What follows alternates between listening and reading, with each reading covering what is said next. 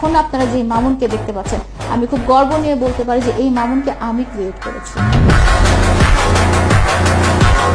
মামুনের সোশ্যাল মিডিয়াতে তার ফেস ভ্যালু একটা ছিল কিন্তু সেটা এই স্টেজে ছিল না। সেটা যেই স্টেজে ছিল সেটা সবাই জানে। রাস্তাঘাটে মার খাইতো,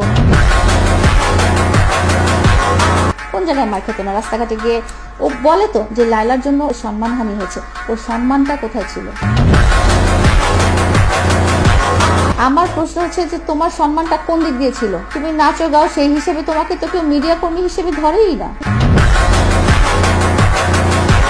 মেইন মিডিয়া কর্মী না। তুমি লাইকিতে নাচো গাও, সেই হিসেবে তুমি যখনই রাস্তায় বের হও তোমার লোকজন পিটাইতে আসে,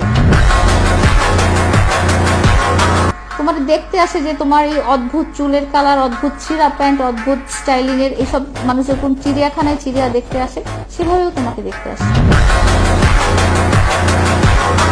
এটাকে তুমি যদি বলো যে সম্মান, তাহলে আমার সম্মানের সংজ্ঞাটাই তাহলে ভুল।